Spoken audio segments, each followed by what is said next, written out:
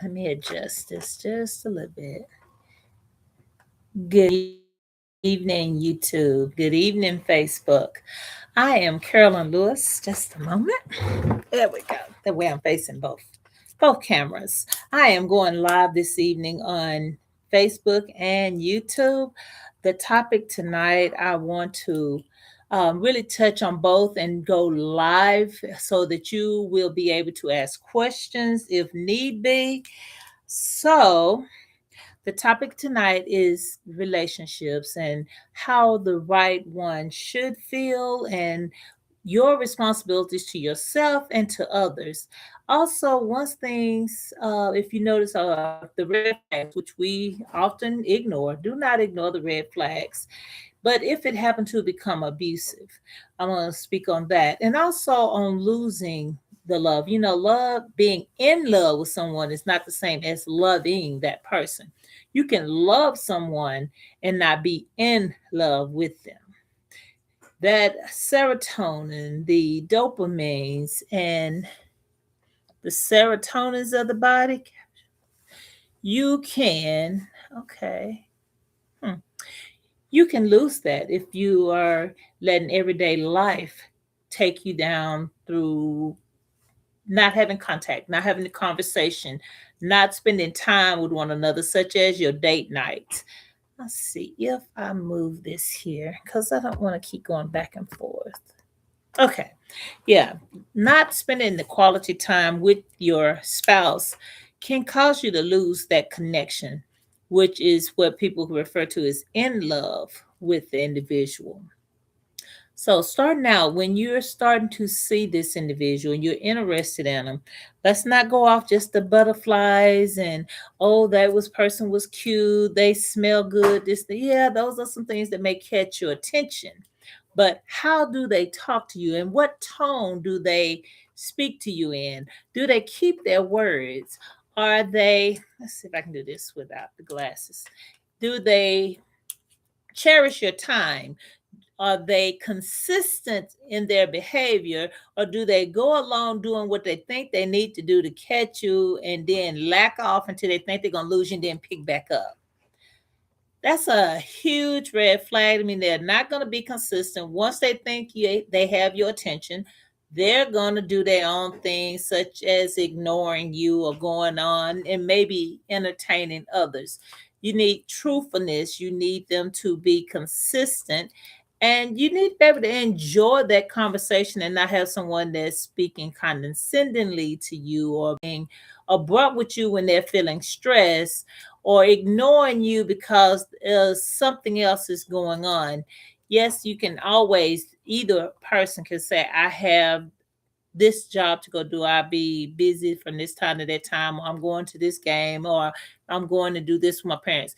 Communication, in other words, having that communication back and forth so that you both will know what's going on with each other. And that's also another means of learning that individual. But a good morning, if you're gonna be slam busy all day, a good morning text. You ain't gotta talk. You don't have to talk for 30 minutes, an hour on end. Good morning, how are you doing? Da da da da da da. You know your routine with this person. During the day, how's your day going? I hope things are great. Checking in, just saying something, touching bases. And ladies, I mean, if that guy can go 24, 48 hours without so much as a hello, how you doing? I miss talking to you. I miss touching bases. He's not that interested or he's entertaining someone else. Okay.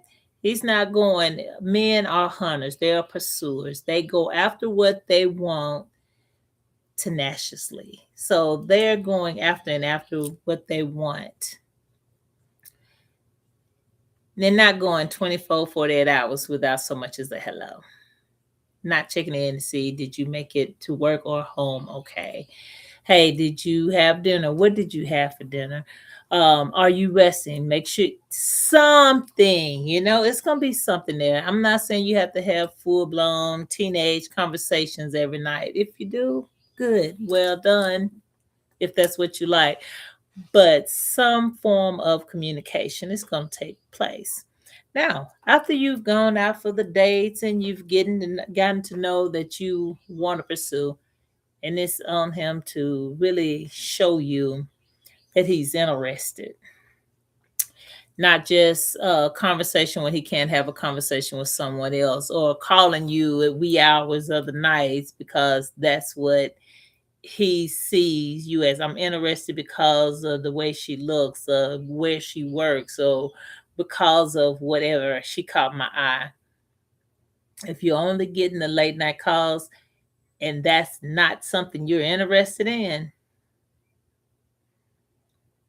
move on, because that's all he's interested in. Now, I do know as ladies, people like to think, oh, women don't have needs too. But yeah, there are some people that's at a certain place in their life that has went through living through the abstinence for some time, for years at times.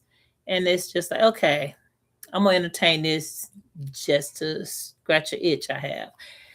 Not condoning that, but you're grown, you have your life, you're doing your thing. But be careful with the individual that you choose for that and make sure that you are protected as well. Now, moving on to the one that you do want to be pursued by, the one you do want a relationship with, the one you do want to, what's the intention for you? If it's just a long term, no marriage, because there's ladies nowadays that's working and have houses, cars, and so forth, and don't want to date someone who's going to try to take from them as well. And when I say as well, I don't think it's anyone's intention. Well, I won't say it that way either. I don't think it's the majority of people who think about going into marriage thinking it's going to end and I'm going to get half. I just don't think that that is the majority of women. A lot of times women get married, and it's for the reason I tell you often, if you're only marrying for love, you don't have enough reasons to get married. Love come and goes, as I'm gonna get into later. But what if it's not love? What if it was just infatuation with that individual? Because that is one of the first things that a person notices. Oh, well, I just love this person. I love talking to him. I can't wait to talk to him. Infatuation. When it comes into love, it's after you learn this person's characters. You learn this person's how their moral sense is set up. You see how they treat you on a consistent basis. You click. You're talking about the things that you're compatible with each other, and also where you fill in the gaps for each other. Okay, so you're then spend time. You're spending time. You're getting to know. You're smitten with this person, and so now you either get the relationship you want or you're going toward marriage. And that's something you need to make known up front, both men and women. If you're not looking to ever want to be married, don't date someone you know with the intentions of wanting to end up married. Don't date that individual. Don't stick around long enough for them to get so they want to get to know you more. You stay up front with them and let them know that this was just a situation. This was just a temporary. Do not get that person involved in you emotionally, psychologically, with you, knowing that you know they want a long term, serious, monogamous relationship. They want to be exclusive. You don't. Make that known. Okay. Now, the little subtle things you can pick up on about a person being abusive in the dating phase. How do they treat people when you go out to eat? Your waiter, your waitress, the cashier, someone who may have crossed your path, or someone who looks or speak to you? Are they quick tempered? Are they snappy? Did they get belittling with you because you spoke? All these things is not something, oh, well, I was just being protective of you. No, no, no. He's being controlling. He's being manipulative at the point of trying to make you think his abrasive ways is protection. Do not believe it for a moment, okay? Because if he's being short like that in the date phase, especially if it's early on and he's acting like that, it's only going to get worse with time. And if you're dressing cute for him and yourself, don't just dress cute for somebody else. Make sure you like where you dress. You're dressing cute for yourself and he's upset. I don't like this because he was looking, or I don't like that because they're giving you too much attention. Pay attention to that, because if it's early on in the relationship and your dating phase, it'll only get worse later if you get serious or if you get married. So you need to make sure that you have the understanding or getting to know that individual about what they want, what they're looking for, the acceptance dress for them and for yourself, how this individual is going to perceive your friends that you have, because both are coming in with family and friends. Is he going to want to cut you off from them, or is he welcoming? Do you include them, or is he including you in family and friend events?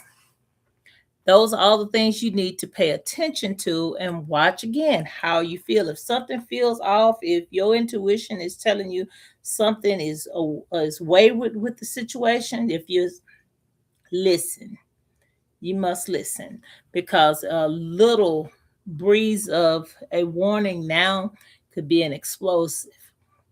Excuse me.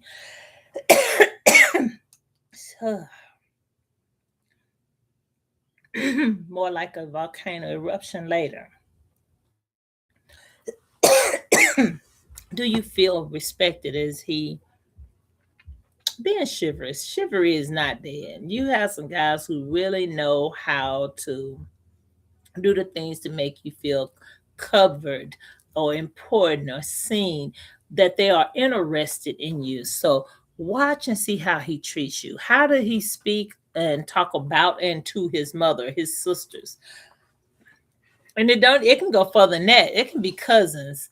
Um, I've seen situation with a guy who belittled women, regardless if it was the sister, the cousins, and believe that your value decrease if you have a child.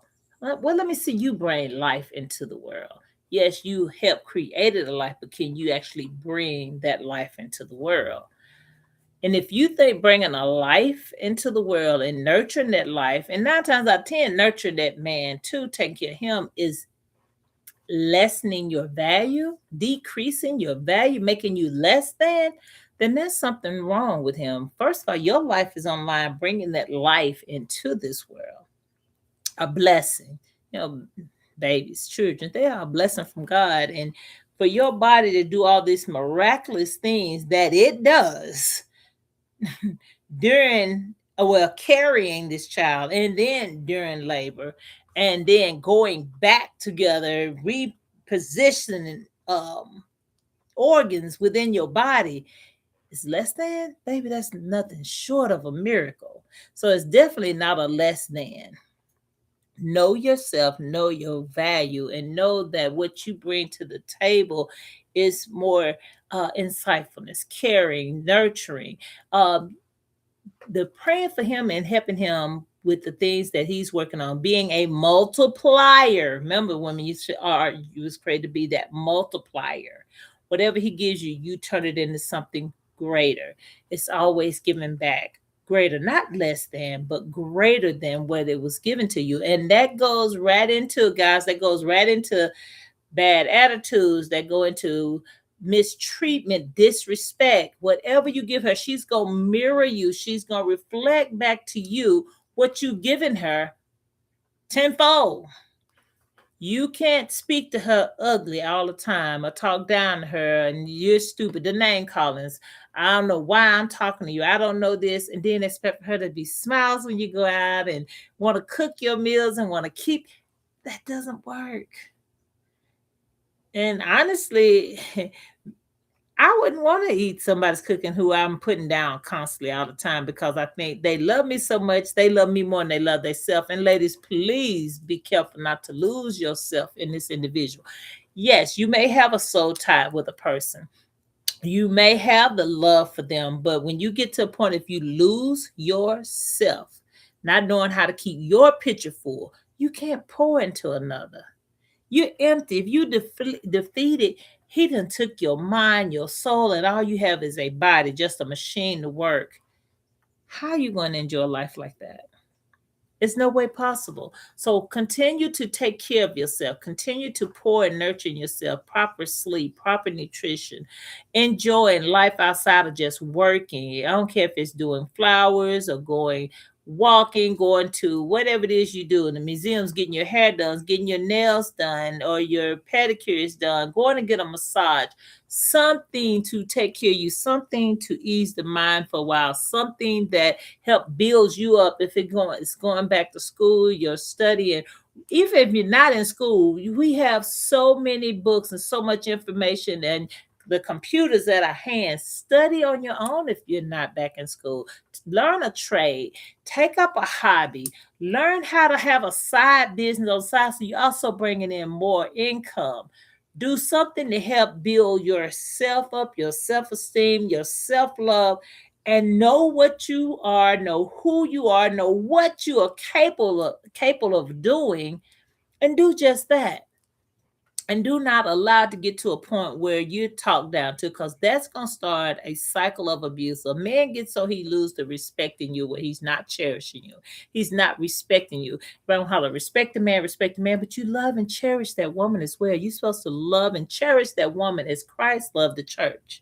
He sacrificed himself for the church. He was serving. He gave unto her. And Lord knows when it comes to a man that gives and protects and serves that family, that wife especially, that's a love connection, because the more he does, the more she loves him, the more she wants to create for him, the more she holds down it. A woman has got your back, regardless of what the world is throwing at you.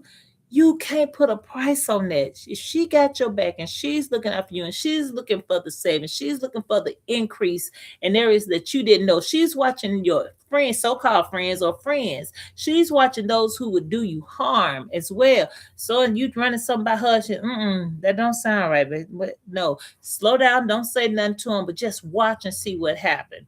Or babe, don't do this. That market is not doing too well over here.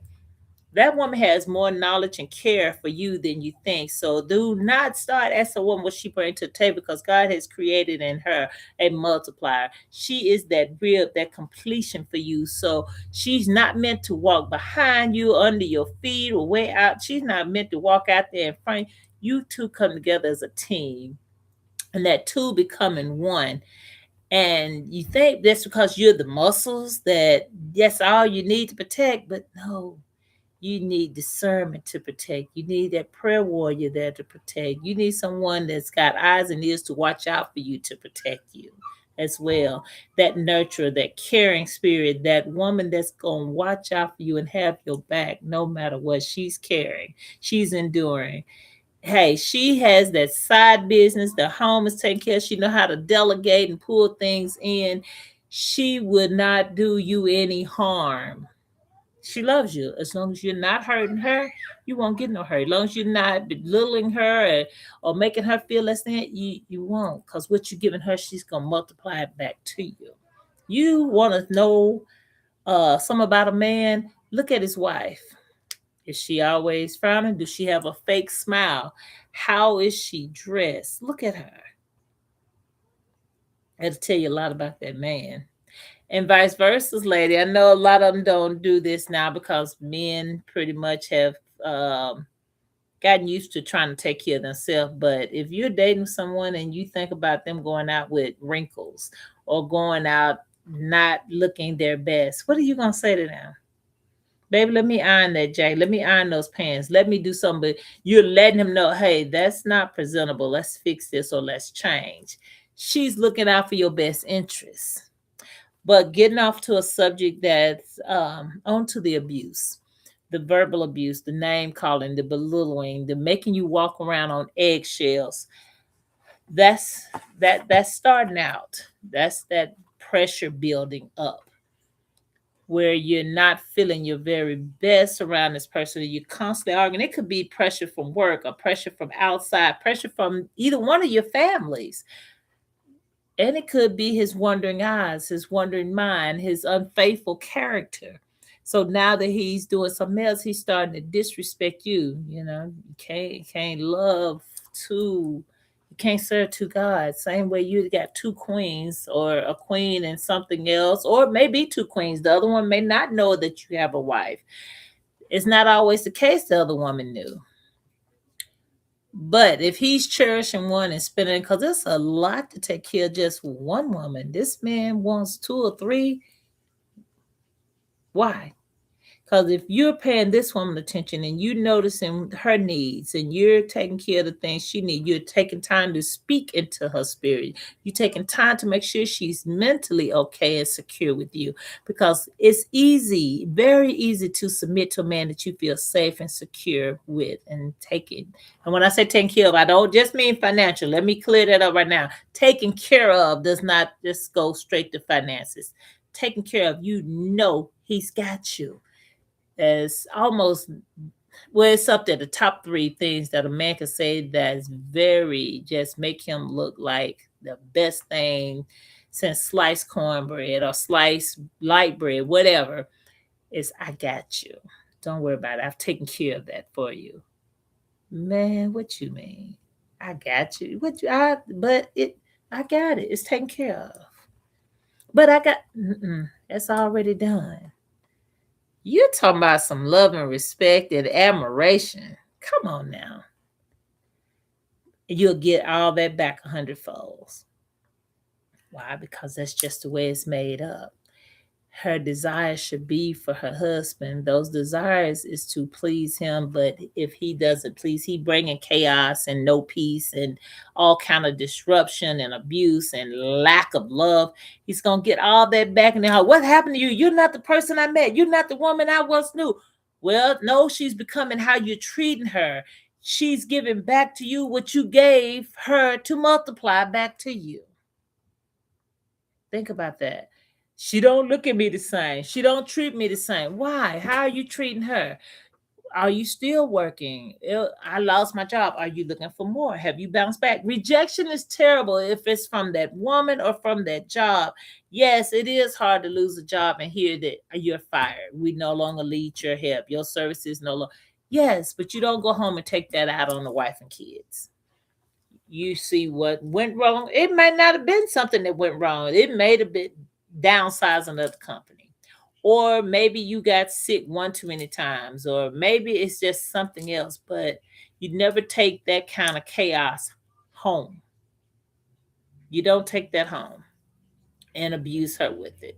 You deal with it. You seek and lean on God's understanding. You seek strength. You seek knowledge to do something better, greater than what you had.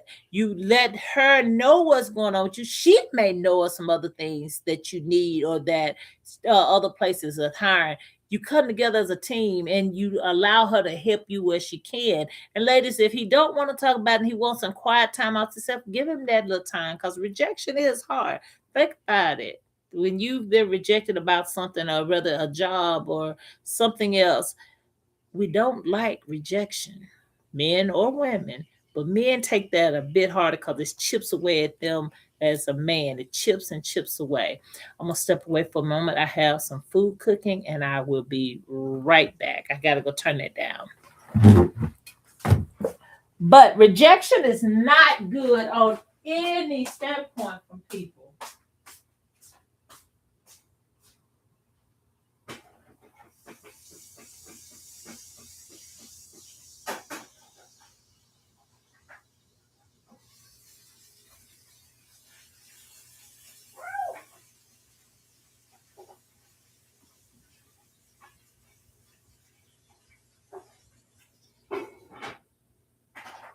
All right, turn it down on warm.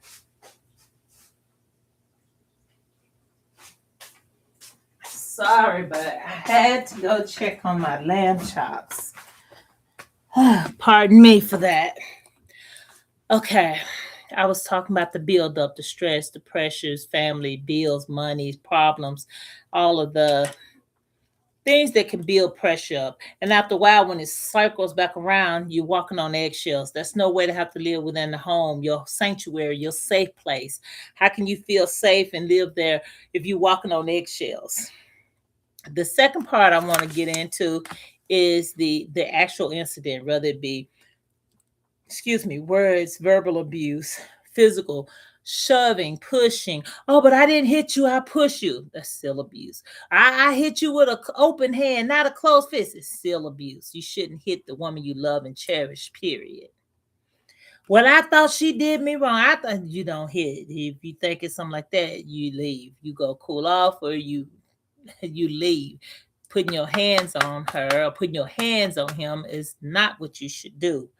The other tensions, obviously the name calling, the pushing, the shouting, the yelling, any of those things that make this person have a fear of you.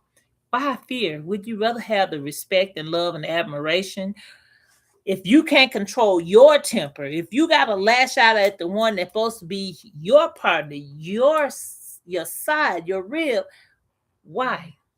You need to check yourself and then deal with your own anger management and look into yourself about what needs to be changed, what need to be healed, what need to be worked out. Why are you angry? How do you fix what you're angry about instead of taking it out on the individual that's there with you, your spouse, your long-term relationship?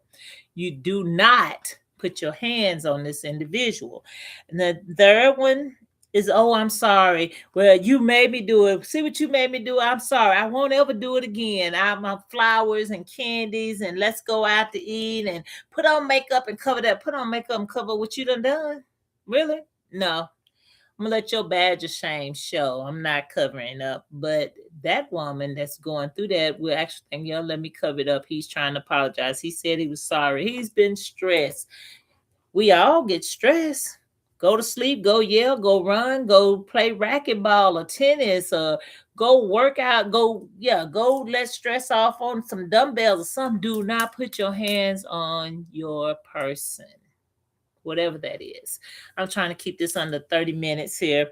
Sorry about that. So that's the honeymoon stage. The flowers, that I'm sorry, that let's go out to dinner. That's wooing you and saying everything that he know you want to hear and what he think will keep you from leaving. Okay. And vice versa, if it's the woman, because there are men that are abused by some women that they're with. She's, well, baby, I'm so sorry, but I can't hurt you. You're the man, and you're so much stronger than me. And let me cook your favorite meal and let.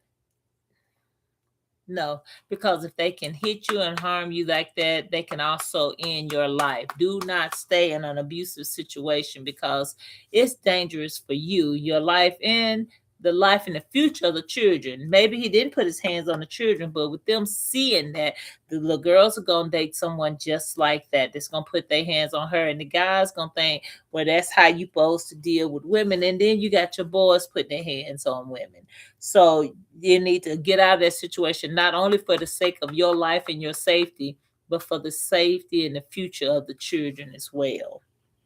And then after that, being all that he think you want him to be, you go into this calm stage because now he wants you to believe he's changed. And it may not even be long. If he's been putting his hands on you for quite a while, you may have a day or two from the abuse and then right back to it. But for those who really scared that you're gonna leave and they just getting started, you hadn't been there long, or they think you may have some finances somewhere to deal. Now they want to do everything they can to keep you broke so you can't leave. But if you happen to have family and friends or some funds, the calming stage may go a little bit long. You got that honeymoon, and then you got that time of calmness. Then the tension start building up again after that. He's frustrated with this bill, or frustrated with that, or nothing looks right, or you don't look at him right, or whatever it is building up again. Guess what? That's that cycle to start over. You got the cycle of the tension build up, the actual abuse, then this honeymoon, and I left too much space because the calmness don't always last that long. But get out of that routine, off that wheel, that running little wheel for the hamsters. Get off of that cycle because it's only going to repeat itself again. It gets shorter. The calmness phase gets shorter and shorter as time goes on. With each time, it gets shorter and shorter, and each time you're losing a part of yourself. You're losing being that individual that you once were. You lose the hope. You lose your identity. You losing yourself and accepting something, hoping he'll change, hoping that he will start returning love to you as you once had again. That's why that honeymoon stage there is detrimental to a woman that's being abused, because it pulls in to give her false hope. Okay, you got false hope and fear, false evidence appearing real. But if you're not careful, that false evidence will turn into a real situation. And there are too many women that's been killed by their lovers, by their husbands, by their um, significant other, because they stayed too long giving them chances to change. Love yourself, learn who you are, learn what you want in life, what that looks like, your own hobbies, your own, and then pour that back into the family. Because if you got a hobby, guess what? You're going to teach that to the kids, or you're going to spend time doing that with him. If cooking is your hobby, they definitely benefiting from that. If it's out taking care of yourself, the more you take care of yourself, the more that you're going to be able to take care of them, because you're proud of who you are. And that's not a bad thing. It's nothing wrong with loving on yourself, because if you don't love on you, who is? Okay? You both need to take care of each other and then come together to take care of each other. You should make each other better, not one got to decrease or the other one can increase. You both should increase together. It's not I gotta do bad so he can do good, and vice versa. Y'all are a team. You need to rise together. It's not a less than and a more than. All right, this is 30 minutes. I know I'm gonna have to wind up breaking this up into some reels, but I just really wanted to touch bases on not staying. Once the names calling started, or the disrespect, or the little things he was doing and he quit doing and just start being angry with you, you can never dress right, or you never can look right, or your food's not tasting right. Ladies, be careful. Those are all red flags. He's staying out later and later. You can't reach him on the phone, or you get calls. Or he has set the phone down and it rings, and it's not always Ricky or Tommy. It may say Ricky or Tommy, but how much is this man really talking to Ricky and Tommy? Intuition. It's not being insecure.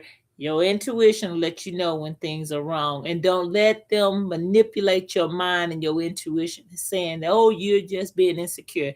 That there's a manipulative statement, if I've ever heard one. Manipulative, because you know there's things that's going on that's not right. You'll have that gut feeling. You have a connection with this person. You know. Stop second guessing yourself. Build yourself up. Educate yourself more. Educate yourself into who you are, and to academic education as well as hobbies. And love thyself. Love on those children. Keep them in a safe environment. And if there's no children in this violent situation, that's all the more reason to get out early, because abuse does not just stop because they said, I'm sorry. It doesn't stop because you continue to stay and forgive them. Okay? I am Carolyn Lewis. This is FBMD, Faith by My Deeds. Take care of yourself, love yourself, and take care of each other. Good night.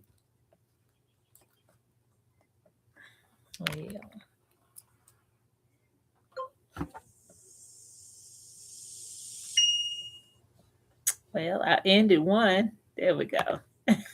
Good night.